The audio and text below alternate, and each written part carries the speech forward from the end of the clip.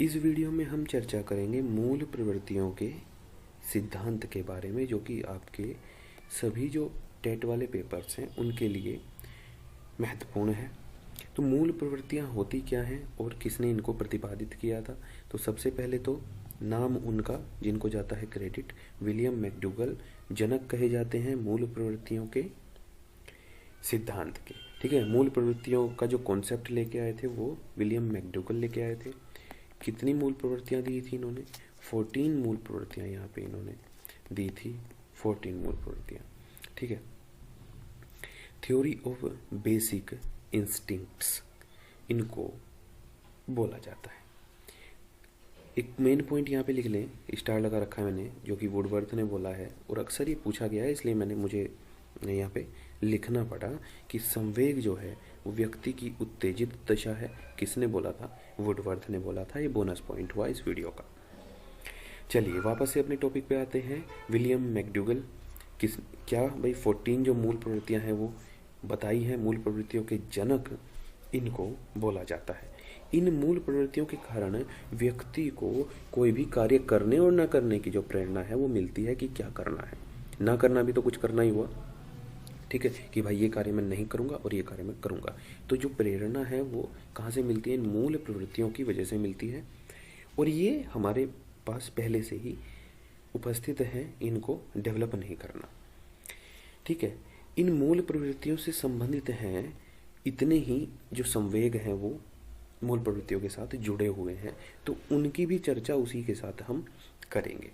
ठीक है, मूल प्रवृत्तियों के जनक हैं मैंने बता दिया, और मूल प्रवृत्तियों के बिना जीवन संभव नहीं है। ये ऐसी मूल प्रवृत्तियां हैं जो इंसान में होंगी ही होंगी। बच्चे को भूख लगेगी तो वो रोएगा।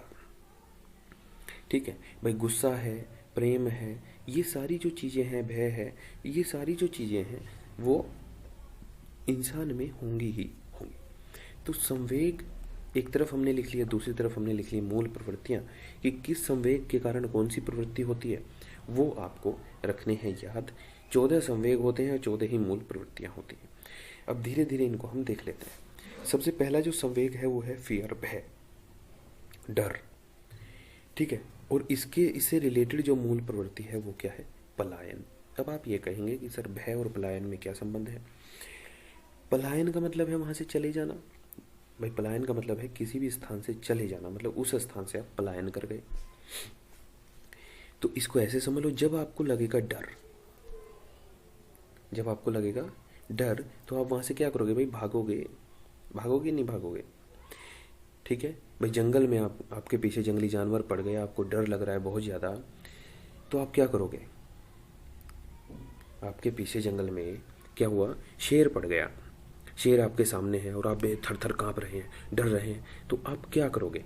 कि जी सर हम तो कुछ नहीं करेंगे, जो करेगा शेर ही करेगा। वो तो ठीक है जो भी करेगा, लेकिन हमें वहाँ से भागना है सर्वप्रथम, अगर मौका मिल रहा है तो भागेगा ही इंसान और कुछ नहीं करेगा।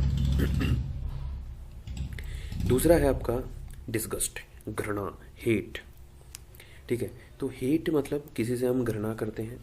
तो यहाँ पे जो मूल प्रवृत्ति है वो है निवृत्ति, रिपल्शन। अब रिपल्शन क्या हो गया भाई? ये तो पल्ले नहीं पड़ा बिल्कुल भी। रिपल्शन होता है त्याग, त्याग देना, मतलब छोड़ देना। ठीक है, तो आप किसी से घृणा करते हैं, कोई फ्रेंड है आपका और आपकी हो गई लड़ाई, और लड़ाई ऐसी कि सुलह हो नहीं सकती। ठीक है, तो आप क्या करेंगे? उससे घृणा करने लगेंगे, और घृणा करेंगे तो उसके साथ तो रहेंगे नहीं। ठीक है, उसको छोड़ देंगे। ठीक है, तो घृणा करेंगे तो निवृत्ति, रिपल्शन, यहाँ पे हम कह सकते हैं कि अपने उसको त्याग दिया। आश्चर्य संवेग। ठीक है भाई, संवेग दे देगा प्रश्न में और मूल प्रवृत्ति पूछ लेगा, मूल प्रवृत्ति दे देगा और संवेग पूछ लेगा, तो ये आपको याद रखना है। तो आश्चर्य अगर आपको होगा, किसी चीज को देखा, अरे ठीक है आश्चर्य हुआ, तो वहां पे जिज्ञासा बढ़ेगी पूछने की कि भाई ये हुआ कैसे। ठीक है ना, कोई भी कार्य हुआ जिससे देख के आपको आश्चर्य हुआ, तो आप जिज्ञासा बढ़ेगी पूछने की कि ये कैसे हुआ। ठीक है, किसी ने किसी को अचानक से पीट दिया और आपको खबर मिली कि भाई उसको तो हड्डी पसली एक कर दी, तो पूछेंगे भाई कौन कौन, कैसे, क्या हुआ। ठीक है, वात्सल्य, वात्सल्य होता है बच्चे से जो माँ का प्रेम होता है। भाई प्रेम की भी कैटेगरी होती है। वात्सल्य हुआ, ठीक है, अनुराग हुआ, प्रेम हुआ, ठीक है, मोह। ये जो सारे शब्द हैं ये अलग अलग परिप्रेक्ष्य में यूज किए जाते हैं। जो वात्सल्य है यहाँ पे वो बच्चे से जो प्रेम है उसको हम बोलते हैं वात्सल्य। तो यहाँ पे भाई माँ अपने बच्चे से प्रेम करती है तो उसकी रक्षा के लिए कुछ भी कर सकती है। ये तो इंसानों में क्या, जानवरों में भी होता है, ठीक है। जान दे देगी माँ अपने बच्चों को बचाने के लिए। तो यहाँ पे जैसे ही वात्सल्य आएगा तो शिशु रक्षा जो है वो मूल प्रवृत्ति आ जाएगी, ठीक है दोस्तों। विषाद, डिस्ट्रेस, इसके साथ आप लिख सकते हैं दुख, ठीक है। दुख, जब आपको दुख होगा, जब भी दुख होगा तो क्या होगा, शरणागति, ठीक है। किसी की शरण में जाएंगे, किसी के पास जाएंगे जब भी दुख है, ठीक है। तो दुख जब भी होगा वो क्या होगा, शरणागति, यहाँ पे आप लगाएंगे। नेक्स्ट जो संवेग है वो है संरचनात्मक भावना, फीलिंग ऑफ क्रिएटिवनेस। तो क्रिएटिवनेस से क्या आएगी भाई, रचनात्मकता आएगी। क्रिएटिवनेस है आपने कुछ सोचा, कुछ अलग सोचा, तो उससे आप क्या करोगे, कुछ रचनात्मक करोगे, कुछ बनाओगे, कुछ कंस्ट्रक्ट करोगे, ठीक है। संरचनात्मक भावना है आपके अंदर तो संरचना किसी चीज़ की होगी, ठीक है। तो कंस्ट्रक्ट, यहाँ पे कंस्ट्रक्शन जो है, कंस्ट्रक्शन लिखा हुआ है, कंस्ट्रक्शन जो है वो होगा। पॉइंट नंबर 6 हम पढ़ चुके। स्वामित्व की भावना, फीलिंग ऑफ ओनरशिप में यहाँ पे जो बढ़ेगी, संचय की प्रवृत्ति बढ़ने वाली है। तो स्वामित्व की भावना और संचय प्रवृत्ति में गहरा संबंध कैसे है भाई, जो भी ओनर होगा, जो भी स्वामी होगा, ठीक है, जिसके हाथ में किसी भी परिवार को ले लो आप, कि किसी भी परिवार का जो भी एक स्वामी है, उनका चौधरी जिसको बोला जाता है, कि घर में चौधरी जो है, ठीक है, वो क्या करेगा भाई, विपत्ति काल के समय धन संचय करेगा, ठीक है, और अपनों के बीच में प्रेम का संचय करेगा।